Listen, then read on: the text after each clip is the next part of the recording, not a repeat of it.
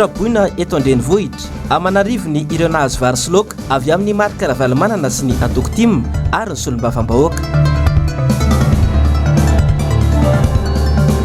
Traboina ao Mahamasina tsy navela hiditra monjy ny toerany ireo nivoaka. Andro ratsy tao amin'ny fahady-dranomasiny Indiana lasa rivo-doza ka nahazo anarana Batsiray. Alakamisy 7 Janoary taona 2024 manolotra ny araba tompoko lahy sy tompoko vavy ho antsika rehetra izay manaraka ny fahitalavitry ny MBS tonga sondrainao ato anatin'ny fampirahalam-baovao ka manasanao ampanajana sy ampitiavana tenako anaraka ny vaovao hatramin'ny farany. Voahidy taty ivelan'ny vavahady ireo traboina sendra nivoaka ho an'ny tetsy Mahamasina androany maraina. Antony tsy natafiditra azy ireo ny tsy fanana ny tike manamarina fa isan'ireo olona raisina antanana ao anatin'ity faritra ity ireto traboina sendra nivoaka ireto avitra sondrabe Manora Andriamalala. Nitangorona teo amin'ny vavahady toy izao ireo olona traboina hatramin'ny atoandro teo. Antitra, tanora, ankizy tsy afaka niditra avokoa izy ireo nateo azany fifampirarahana natao tamin'ireo mpitandro filaminana ny ambina ny vavahady. Nisy ireo nivoaka nandeha nanohy ny fitadiavana andavanandro, nisy ny nivoaka naka lamba sy akanjo fitafy. Teo ihany koa ireo nanararoatra nanasa lamba noho ny andro niratra. Gaga izy ireo rehefa niverina satria notakiana tike ahafahana miditra indray ao an-toerana. Mandeha vato zay manasa lamba dia aveza tsy avela miditra nefa zay vehivavy mila midio dia rehefa tarakely dia tsy avela miditra hono zay. Nefa zay karnena zanakay mbola mipetraka ao daholo dia tsy avela zareo miditra zay. Tsy mba misy hoe bassin na hoe savony zaraina aloha mba hanafahan'ny olona manasa lamba tsisy toerana ao tsisy azanazandany. Donc zay tokony lasa zany zay mandeha mody manadio. Tsisy mitazana azy eo zanako tsy maintsy voatery za io kefa mandeha maka amin'ny patalohany hafa. Zay zany nivoaka hoe mba voaka mandeha maraina zany zay ireo hitady sakafo aty satria ilay sakafo ato misy nefa zatra kafe, misy zatra vary nefa le ato koba-katsaka no hanina dia voaka zany mba nitady sakafo dia izao tsy avela niditra zao. Raha resaka lefa diomana indray tsisy dosy tsy afaka nisa maintsy mody mandeha misolo akanjo. Nefa zao nataon'ireto polisy reto milaza mitandro filaminana tsisy ilaivana azy mihitsy zao hoe mitandro filaminana. Aiza filaminam-bahoaka amin'izao aiza le ray metatra elanelana hidina kiratsy gadra be zay dia atao ohatrao. Mitarana ihany koa izy ireo amin'ny ora fisakafoana izay matetika tara. Tsy izay ihany fa misy ny fanavakavahana sy fijerena tavan'olona ka anaovan'izy ireo fitarainana. Sady tsy ampifanetanana amin'ilay resaka sakafo amin'ny efatra riva vao mihinam-bary, amin'ny 2 maraina vao mena vary alina, efakotiny vary maraina. Amin'io mbola misy fanavakavahana ihany hoe ianona mena ianona tsy mena. Dingadinganina be le izy. Ilay sakafo tsara pahasalamana amin'ny 3 ariva vao misakafo, amin'ny 12 vao misakafo ariva. Tsy vao mahidiran'ny rivotra ny vavony, ilay ankizy kely noana. Ny sakafo amin'ny 12 mihinana. Le soloteny isako ny olona dia le soloteny nefany ny olona izay miaraka aminazy ihany ny tena omeny be da be fa ny akoatr'izay kely ny vary dia vao mamangataka ianao mba hampio dia mahevavabe fa rehefa tonga dia tsy mahazo. Raha nitondra fanazavana ireo tompona andraikitra dia nilaza fa misy olon-kafa miditra antsokosoko ao an-toerana ka antony nandraisana ny fepetra.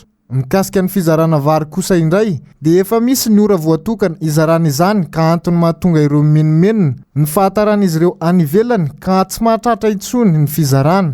Fa ankoatr'io misy traboina 4 ny voamarina fa mitondra ny valinaretina Covid-19 ankehitriny eto Antananarivo renivohitra ka nandraisana fepetra natoka-monina avy hatrany ary manaraka fitsaboana ankehitriny. Ny fifampikasoana sy ny tsy fanajana intsony ireo fepetra sakany efa miagoragora any amin'ireo toerana misy ny traboina ireo ka mampiahiahy ny mety isiny ny fiparitahan'ny valinaretina aingana amin'ireo toerana ireo. Namoaka tatitra mirakitra ireo tarehimarika ofisialy mikasika ny fahavoazana mahakasika ny ora mikija manerana ny nosy omaly ny teo anivon'ny BNGRC saika teto Antananarivo avokoa nakamaroan'ireo olona namony ainy sy tratry ny traboina. Ando mialatina Andry Rakotomalala. Tafakatra araka 24 ireo namony ainy vokatry ny orany kija teto amintsika andro vitsy zay.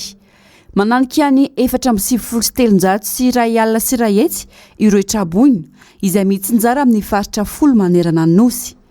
2,707 alina ireo nafindra toerana vonjomaika manerana ny Madagasikara ary 910 ireo toeram-ponenana simba.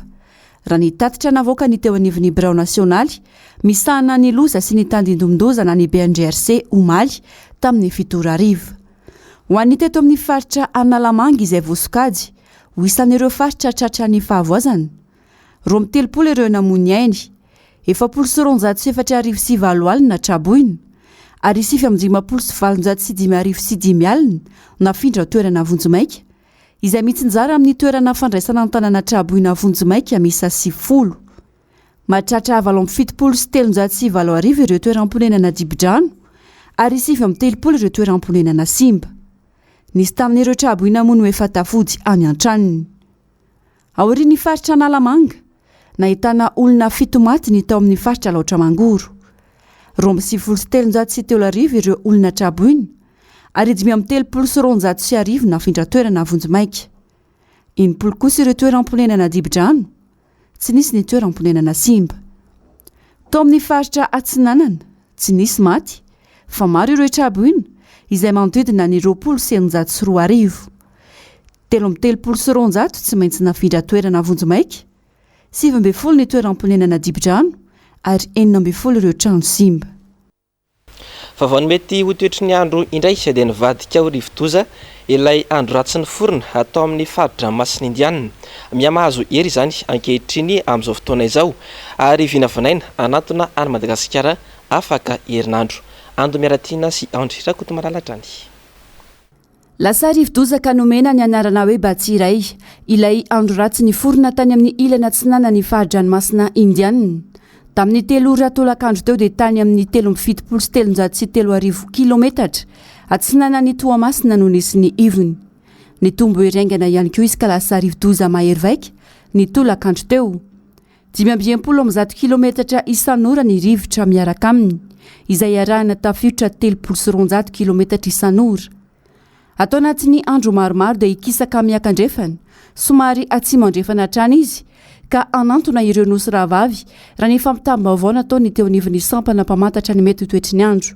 Raha ny vinina lavitrezaka dia ahinanambana ny morontsiraka tsy nananonosy indray ity rivodoza ity ny herinandro ho avy io. Mbola omaina hatrany kosa nefa aloha ny toetry ny andro eto Madagasikara mandritra ity herinandro ity. Fatao arinana ny Siatondra-Dranobe tao Betolo commune Ambandrika any Ambatondra Zakany dia mbola tsy tafarina amin'ny fiainany ireo mponina any an-toerana. Miandrandra fanampiana araka izany izy ireo manoloana izao fahasaranana izao. Niry Andrianarivony MBS Ambatondra Zaka.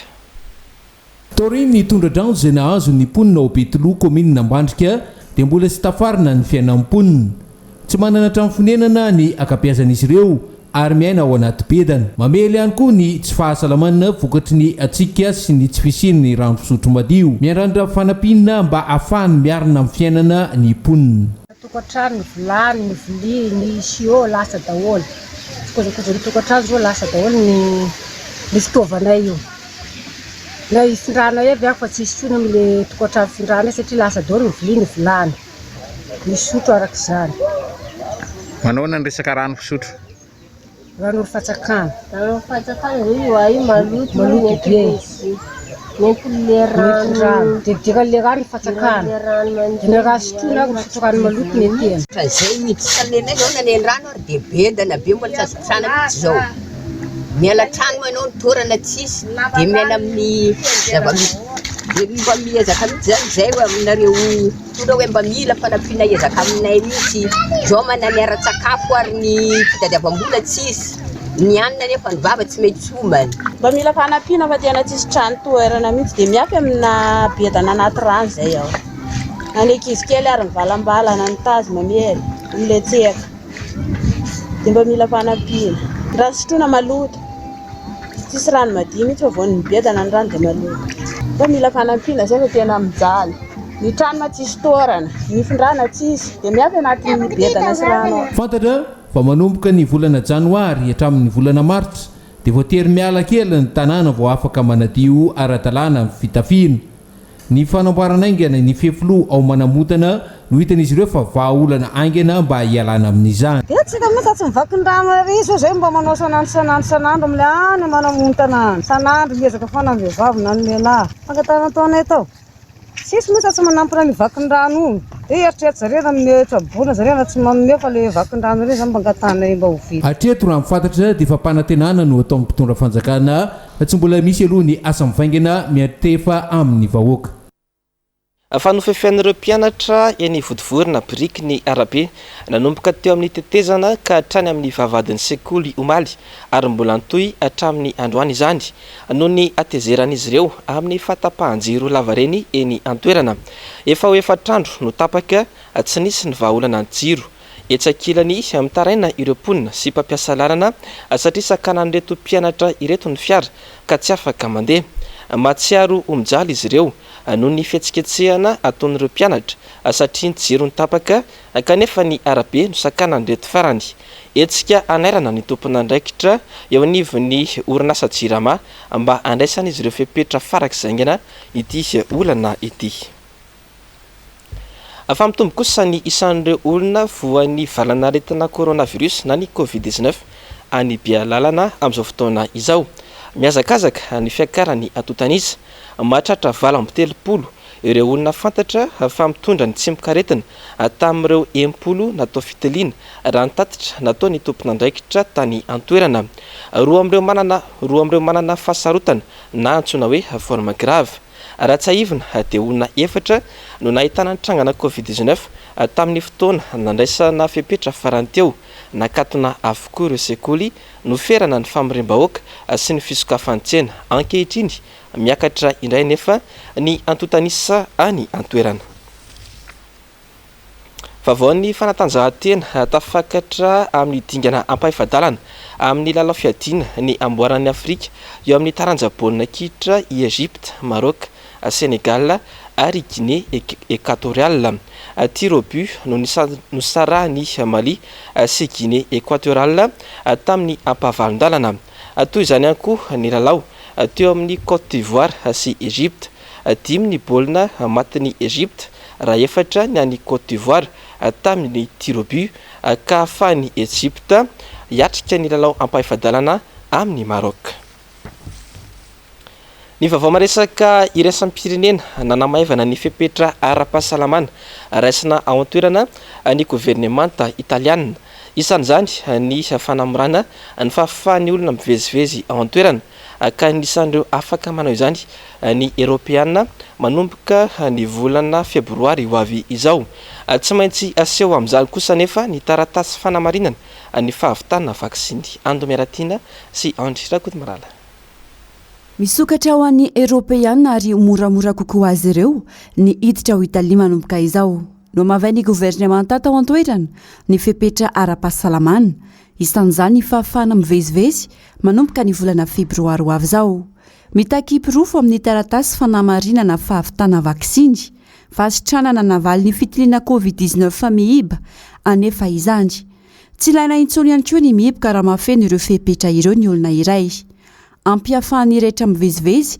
sy miditra ao an-toerana ny pasy vaksinal araka ny didim-panjakana no siniavy ny ministry ny fahasalamana ao an-toerana Andriamatoa Roberto Speranza ny talata teo isan'ireo firenena Europeana voalohany voary nitondra faisana manoloana ny firongatry ny valanaretina covid-19 Italia ary mbola tsy afabela tamin'ny fisiany ilay variant Omicron ny faraparany taona teo ka nandraisina ny firenena fepetra entitra ny amin'ny tsy fahafahan'ny olona tsy vita vaksiny mivezivezy eny amin'ireo toerana be olona samihafa toy ny fitaterana, trano fandraisam-bahiny, toeram-pisakafoana, fivarotana ary ireo toerana ara-kolotsaina samihafa nanomboka ny 10 janoary lasa teo saingy niova kosa izany ateo aoriana raha ny taremarika mahery ny 7,9 sy rahetsy ny tranga vaovao tao Italia omaly alarobia ary 420 maty efa tafakatra 3,4 sy rahetsy ny fitambaran'ireo olona namoiny ainy tao an-toerana hatramin'ny atombohan'ny valanaretina ny taona 2020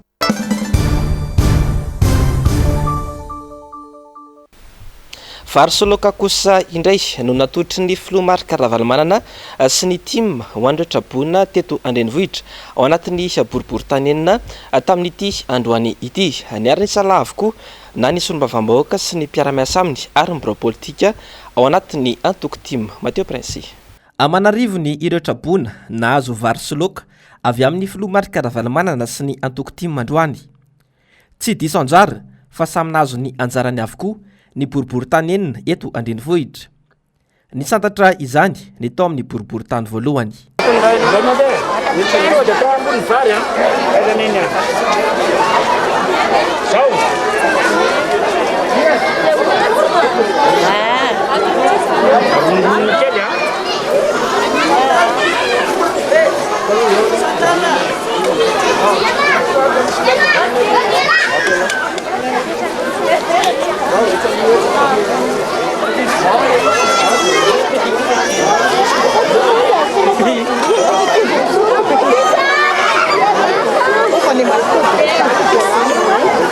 Manoloana ny zavatra nisy fiakaran'ny rano nrotsakorana ny fahasahiranana isan-karazany dia tonga eto aminareo zay ny rano filoha marika ravalomanana mba hizara aminareo aloha ny firaisakina aminareo lolotra vary sy loka aloha androany dia ao anatin'izay fahasahiranana zay dia zay kely ananantsika eo ny fampizarantsika tokony ho ampy antsika rehetrarehetra ao fa manentana foana aloha amin'ny firaisakina ho antsika rehetrarehetra zany. Androany ihany koa zay no manomboka anazy fa izana ny tohizan'ilay izy aloha ao anatin'ny fotoana maromaro vitsivitsy. Ny toy atao anatin'ny boribory-tany fahaefatra indray ny fizarana avy eo. Teto dia nanome tamin'ny anara manokana ihany koa ny solombavam-bahoaka Rambosalama Emilien ankoatra ny fanomezana avy amin'ny filoha marika ravalomanana. Isika tsy vitan'ny vava fotsiny kabary fa tonga dia miasa dia tonga dia fahiraha-mahalala ny fahasaranana amin'izao ary tena sahirana ny vahoaka malagasy amin'ny resaka sosialy indrindrindra ho amin'ny sakafo satria na itsika ety amin'ny faritra ivatsea dia manana le fitenenina hoe nohanina androany tadiavina rapitso ka mba tsy isin'ny apitso lava dia tonga dia nitondra ny reto izakay vary menaka voamaina tsy hoe avitanareo mandritry ny fotoana akory fa amin'izay le fihavanana malagasy zay dia mba misy atao hoe fanampiana fanalana fahasaranana ho anareo ety amin'ny fokotany mananjara sy manodidina. Ny azo ny boribory-tany fahaenina avy eo ny iraka manokany ny filoha marika ravalomanana. Ankafaliana nandraisan'ireo trabona izao fanampiana avy amin'ny filoha marika ravalomanana izao.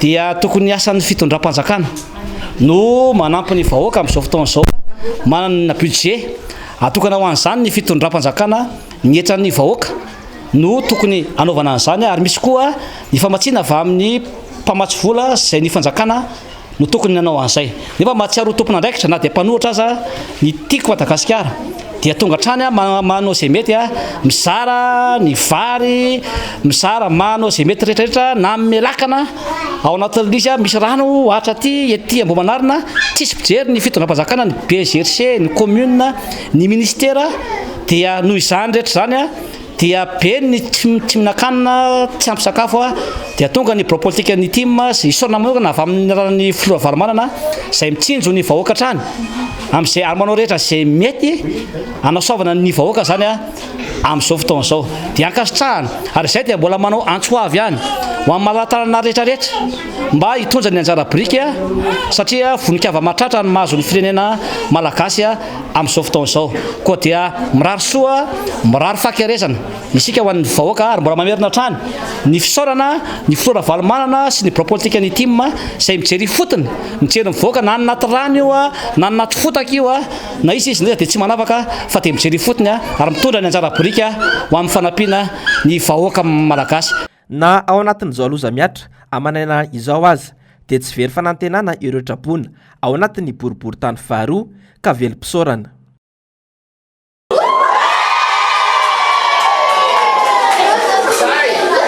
Ny fokotany Imamba no tena be olona indrindra ao anatin'ny distrikta ny boribory-tany fahadimy. Ao ihany koa ny tena nahitana trabona be indrindra ao anatin'ity boribory-tany ity. nahatsapa ny tetonivony tiako Madagasikara fa manana adidy manoloana ny fahasahiranana ny mpiaramonina sy ny vahoaka malagasy ka dia mitondra zay zaka kely varavety nefa analana fahasahiranana sy anamavanana izany fahasahiranana izany dia nanolotra sakafo vary sy loaka ho an'ny mponina tety Mamba tsy atao hoe anikavoky fa fahatsiarovana fotsiny izay le hoe fananana adidy manoloana ny fahasahiranan'ny vahoaka malagasy sy ny mpiaramonina izay. Nisy indao azy ny rahona mainty nandalo teo amin'ny fiainan'ireto traponana azy fanampiana avy amin'ny filomarika Ravalomanana sy ny tima ireto. Tsy misy afa-tsy ny fankasitrahana bevata ho an'ny filomarika Ravalomanana no nibosesika atao am-pony ireo traponina izay nahazo fanampiana ireo. Ary filoha Ravalomanana izay mitondra antsika dia engany tafavelona fitondrana ihany koa fa raha izao zava-misy izao dia efa tsy izy tsony satria rahantsika malala zavatra mitranga eto firenena ka dia ny fitahiana sy ny firariana zany dia ny verenan'ny filoha Ravalomanana eo fitondrana. Isaoranay nareo tompoko nafoy izao fotoana izao ary nafoy ihany koa reto zavatra maro izay zarainareo aminay ireto sitraka eto matory tompoko ka valinay raha mahatsiaro fa dia atao fitongany amin'ny président Marika Ravalomanana fa zava-dehibe aminay eto amin'ny fokontany famille zao fahatokavanareo nahatsiaro anay izao manateny izay tompoko mbola isy amin'ny manaraka satria raha malala fa tena mijaly ny vahoaka nona ny vahoaka ny fandrakana zany ohatrany tsy mahavita ny andraikiny dia misaotra anareo tompoko. Faly sy makasitraka izay ary misaotra be da be azy ampitahoany aminy fa fifaliana ao anay vahoaka madinika ny zavatra toy izao ary raha ohatra moa fitenenana hoe raha misy manome zavatra ro anao dia kinga miteny hoe ataovy be dia be. Takan'izay koa magna amin'izao mpizaraina izao fa zay dia zanaky dada mihitsy ny loatra amin'izay dia boika ane mba hitotoy izao fa zay izao dia tena trabona rano be ao tranonay eo izao dia misaotra betsaka hono hoe miakasitraka. Misaotra betsaka anareo fa nanome mba ny taty ambany tanàna izany fa zay voa tratsan'ny rano ny tranonay dia tsy mbola nahazo misaotra betsaka anareo fotsiny za tsy dia mahay miresaka matsiro be raha mbola tsy nihinana raha dia tena matsiro be. Raha araky ny fantatra dia mbola hitoy any amin'ireo distrika ivelana Antananarivo renivohitra izao fanampin'ny filomarika Ravalomanana izao. Tsapa tokoa mantsy amin'izao loza miatra amin'ny vahoaka izao fa eo anilan'ny malagasy hatrany ny filomarika Ravalomanana na dia tsy eo amin'ny fitondrana aza izay manam-pirofo fa mpirahalaminala ny vahoaka malagasy sy ity filoham-pirenena teo aloha ity. Arak'izany dia mitohy hatrany ny fanampiana sy ny tolo-tanana ho an'ireo traponina ataon'ireo solombavam-bahoaka lany minarany Antokotima tena amin'ny komina Anosy Andrefana indray no nanohizany solombavam-bahoaka voafidy atao anatin'ny distrika na Tsimbidrano Alain Ratsimbazafy izany asa sosialy tamin'ity androany ity mialy rarombana tahirinena. Amanarivo ny Ratrabona ao amin'ny komina Anosy Andrefana vokatry ny rotsakoana Tsakato sy ny fandalovan'ny andro ratsy tamin'ny fiandohany ity herinandro ity. Anisan'ny toerana nandraisana azy ireo ny CEGN Anosy izay ahitana olona 770. Ato amin'ity toeram-pandraisana iray tsy lavitry ny Brown commune ity izao ahitana trabona 770 izay avy ao amin'ny fokontany Ankenieny Ambodivona. Ankizy sy zazamambehivavy avokoa ny ankamaroan'izy ireo. Ankoatra ny fahasahiranana, ny ankiviana vokatry ny faharavam-pananana, iainan'ireo trabona ihany koa indrindra fa ny zaza sy ny ankizy ny tsy fahasalamana matetika. Nambaran'ireto trabona ireto, fefanidina tena toerana ireo tompona andraiki-panjakana, saingy mbola tsy hita taratra hatreto izay tena fanampiana avy amin'izy ireo. Sahirana izay atao tsy afaka mikarama izany ilay olona ato aminay, izay izao dia ny akanjo ety akoditra izany izao toy nefa efa hatramin'izay natondranorano tsy misy anaovana mihitsy izay rehetrarehetra dia tena sahirana misy marary izao tsy misy vola hitsaboana anazy dia izay izany mba mangataka hoe mba mpanampiana hoe lamba pirakotra sakafo satria tsy misy ato aminay dia mbola angatahanay koa izany hoe mba hijerenanay amin'ilay resaka fahasalamana fa tena mijaly izany izay ety ny trano mirodana dia tokony mba hajenay satria tsy manam-bola izay anambaranay ny tranonay intsony izany. Tokantrano fito izay dia mba mangataka fanampiana zahay satria tena sahirana sady matsiaro mijaly. Ny ankizy marary tsy salama eo an-daniny enjehan'ny lohanay hanina ho anay ety mbola tetavinay. Lamba firakotra tsisy tsony. Tsisy ninina azo ny eterana tsony mihitsy. Le tranonay zany tena nirodana tanteraka mihitsy ny tokantrano enina izay ny ao amin'ilay tokantrano dia tena izay zao raha vao hoe miala eto dia tena tsy mahita sitrihana mahitsiny. Tana rehetrarehetra potika daholo dia reto sisa ny akanjo anaovanay ilay zanako mbola misy majinika. Entana lasa ny rano any daholo. dia ny fambolena divotry ny rano ny vary mangazo asa tsy misy. Noho ny famaroany ireo Trabona dia manano sarotra ny fanomezana sakafo azy ireo indray miaraka. Maro amin'ireo fianakaviana no mitaraina vokatra izany saingy tsy afa manoatra noho ny tsy fananana. Ity renim-pianakaviana ity izao mananjanaka mbola kely ka tsy afaka miandry ny sakafo natokana ho an'ny be sy ny maro fa mahandro avy hatrany rehefa misy ny atokona. Sakafo akandro amin'ny 3 vao masaka dia ny sakafo hariva amin'ny 2:10 alina amin'ny 10. Ie, dia mila mandro zay satria manana ankizy kely. Lelera ny tara tsy mahavondry anohanana le izy. Tonga nampahery ireo Trabona ireo nisy olombava-bahoaka voafita amin'ny anarany Antokotima ao amin'ny distrikana Tsimondrano tamin'ity androany ity manoloana izy ovona mianjady amin'izy ireo izao. Makahery anareo zahay satria fantatra fa mafy dia mafy tokoa ny zavatra izay iainana sy atrehana amin'izao fotoana izao. Efa misy ny fikarakarana ety anivon'ny commune. Kanefa dia ilaina foana ny fifameizan-tanana amin'ny malagasy ho endrik'izay le hoe fihavanana sy firaisan-kinantsika izay. Tsy nandeha tanam-polo fa nitondra izay voatsirambony tanany ho fanampiana ireo mpiarabelona ny arambona ireo ity solombavam-bahoaka ity. Vary izay foto-sakafon'ny malagasy no natolony tamin'izany. Nanao antsoavo amin'ny fitondram-panjakana ihany koa ity farany ny mba handraisan'izy ireo ny andraikiny amin'ny ireto Trabona ireto sy hametraka pakiady maharitra ahafahan'izy ireo manarina ny fiainany indray. Ny akamaroan'ireo olona ireo zany amin'izao fotoana izao dia misy ny rava-trano, misy ny very asa, misy ny potika ny fananany dia rariny raha mametraka an'izay le antsoina hoe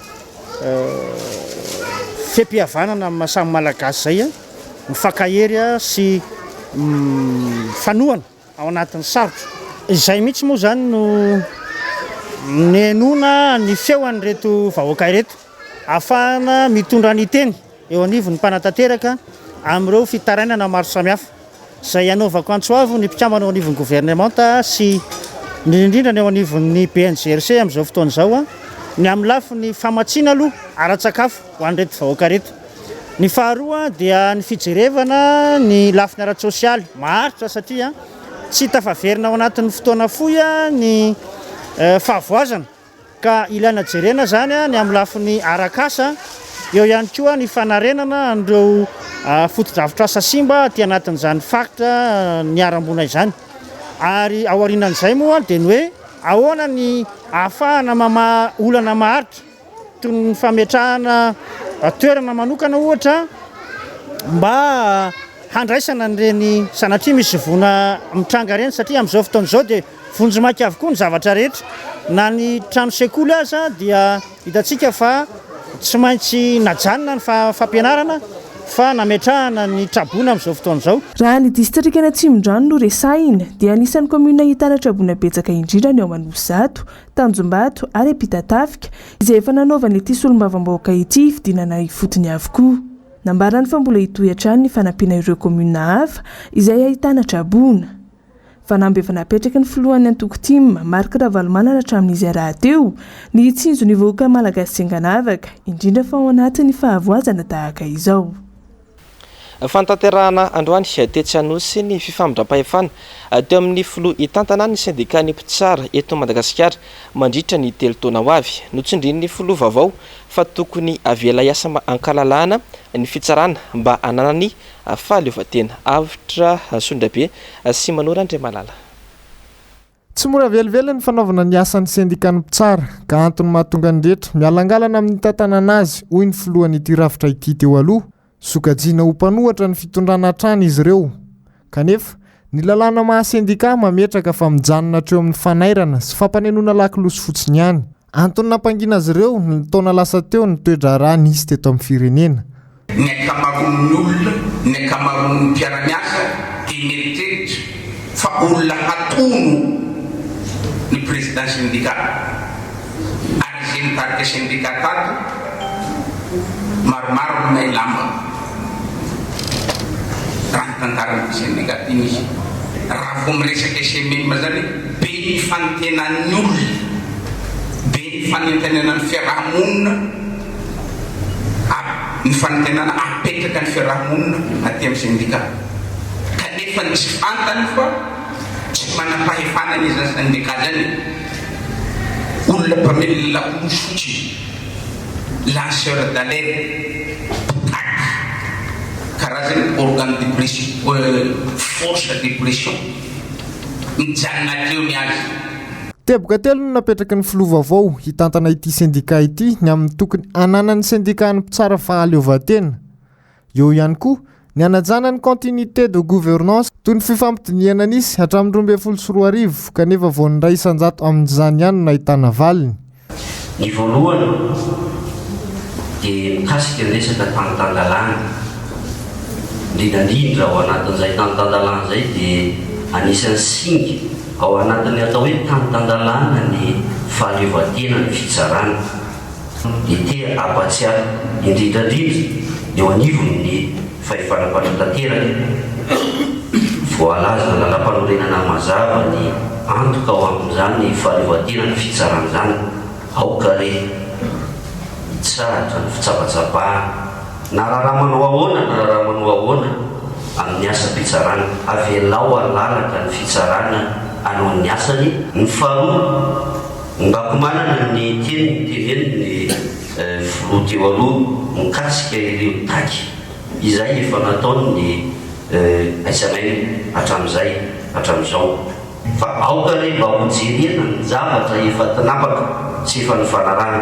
tamin'izany fotoana azo fiverina ho tafiditra ao anatin'ny continuité izany no fitohizany asa-panjakana ny fahatelo farany amin'ny syndicat tsotra be manana didy izahay mpitsara ho mpampianatra vahoaka tsy mpisolo vava vahoaka fa mba haroro ka manonikeo izahay efa mampitanana ihany koa na ho an'ny fahefana-panatanteraka na ho an'ny fahefana mpanao lalàna aokalahy mba harzahina ny tarifim-pahefana izay melo lalàna antsika nandritro fifamindram-pahefana io ihany naseho ampabe maso ireo birao mpiarady amin'ny filoha vaovao anao ny asa mandritra ny 3 taona ankoatr'ireo filoha-panampy isaky ny faritra misy eto Madagasikara.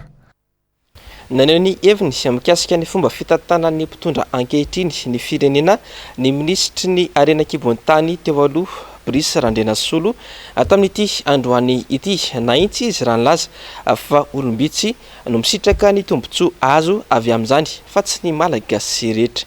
Miala iraronombana sy tahirina. Raha ny volamena fotsiny no resahina mamokatra hatramin'ny 20 taona izany hoe 2 alina kilao isantaona i Madagasikara.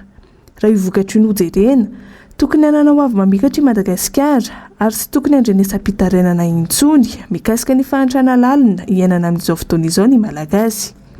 Tsy izany anefa no zava-misy ary tsy hita taratra amin'ny fianatra malagasy mihitsy hatreto ny fananana ireo harem-be toy ny volamena sy ny vatosoa ireo. Antony dia ireo olombitsy izay mahazo avaram-patana sy akaiky ny mpitondra ihany no misitraka sy migoka ny mamentiny izany raha toka miady amin'ny fiainana sy mitrongo vahoomana ary sasatra ny mitady izay ho arapaka isan'andro ny akamaroan'ny vahoaka malagasy. Ny zava-misy tena misy eto Madagasikara angamba raha tena tsorina ny marina dia ny hoe misy olona eto izay tsy maniry mihitsy ny ampisitraka ny ampanana antsika malagasy na dia mipetraka eo ambony arena aritsika.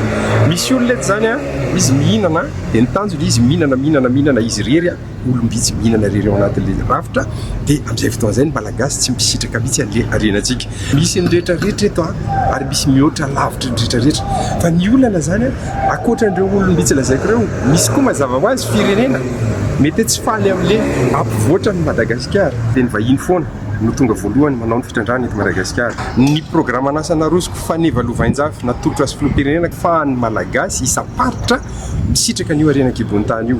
Maninona nefa izay zavatra izay tsy mbola tanteraka hatramin'izao tsika amin'ny tenyizao Nitondra ny heviny mikasika ny famokarana solitany na ny petrolina eto amintsika ihany koa ity ministra teo aloha ity. Na intsy izy raha nilaza fa mila manana teknisianina manana traikefa manokana amin'izany Madagasikara mba tsy ho baikona sy ho ambakainy ny teratany vahiny.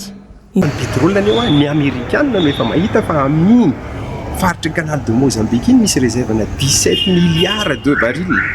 Dia ataovy ny kajy $55 ny vidin'ny baril anankiray. Ohatrinona ny vidin'izany 17 milliards de barils zany ny réserve mipetraka amin'iny.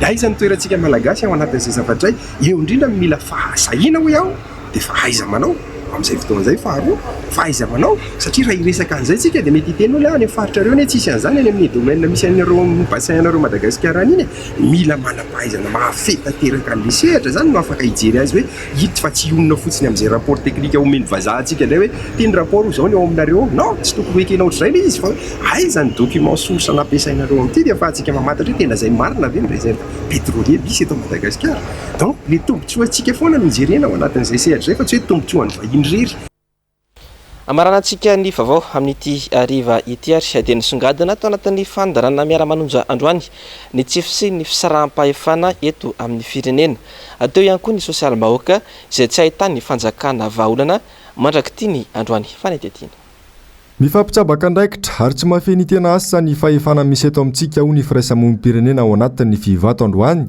raha ny vahinta ao anatin'ny fandarana miara-manonja tsy misy ny fisaraham-pahefana ho izy na eo amin'ny mpanantanteraka izany na eo amin'ny fahefana mpanao lalàna ny rafitra tena manahirana eto za tsy resaka hoe fisarahana fahefana aloha dia tsy misy satria raha tsika mahafantatra fa hoe ny fahefana mpanantanteraka mpanao lalàna ary ny mpitsara zany dia tsy maintsy arahana raha hoe manaraka ny sotoavina républicaine sika fa tsy misy zany eto fa tsy misy amin'izany ny teanao mpanantanteraka daholo ny rehetra zany zay ny tena marina ary le mpanara-maso sy ny mpanao lalàna lasa tsy afaka manao ny asany intsony rehefa misisika ho mpanantanteraka tsy ny fahefana mpanao lalàna sy ny fahefana mpanantanteraka aina nefa no ahitana tsy fahatomombanana eto amin'ny firenena hoy izy fa saika ny rafitra rehetra eto Madagasikara mihitsy toy ny gouvernoura izay tsy misy akory ao anaty lalam-panorenana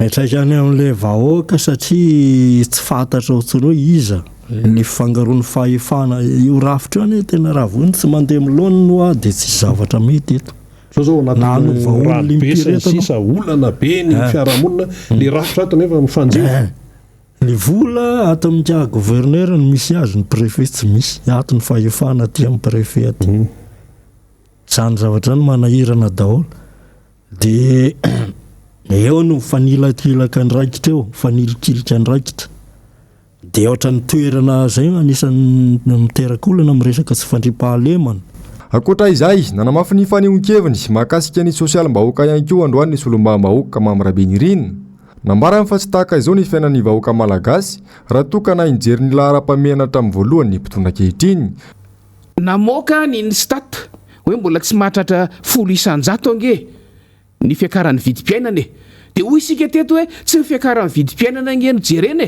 fiakaran'ny vidim-piainana io iainana eran'izao tontolo izao io ho an'izay tsy mahafe azy dia tsy maintsy miakatra io fa ny fampakarana ny fahafahamvidin'le vahoaka no vahaolana aingana indrindra amin'io fitadiavana vahaolana no tokony ho jerena zany hoe nangataka tsika tamin'izay za mihitsy ny nangataka hoe navoaka anareo ny tarehimarika mahakasika ny fiakaran'ny vidim-piainana fa mba avoay ny tarehimarika mahakasika ny ezaka ataon'ny fitondram-panjakana amin'ny fampakarana ny fahefamividin'ny vahoaka amin'ny fampakarana ny karamafarany ambany araka ny efa nampanantenaina amin'ny fampitomboana ny asa ho an'ny vahoaka sy ny sisa sy ny sisa raha ireny no ny mason'ny fitondram-panjakana tsy tonga tamin'izao tsika na misy an'izao vohina izao azy fa efa tena ataoko hoe mifanindro be loatra efa misesisesy be loatra ilay vona hanika reny zavatra mitranga aiza eto ambonin'ny tany firenena azo isaina amin'ny ratsan-tanana no ahitana an'ireny hoe tonga ny mpitondra fanjakana dia gogogogo sy ranomaso no hitsenan'ny vahoaka azy ny fandarana global news avy hatrany no arainao ao rezao fampiraham-baovao izao aorizay kosa ny fandarana ahona marina ary ny oronan-tsara indray ampiseho atotry ny MPS anao kosa dia mitondra ny lohateny hoe en cavale ny sampana fampiraham-baovao dia misotranao nanaraka ny vaovao hatrany farany ary mametraka ny veloma mandra-pitafa aminao ho amin'ny rampitso indray tompoko lasy tompoko vavy veloma tompoko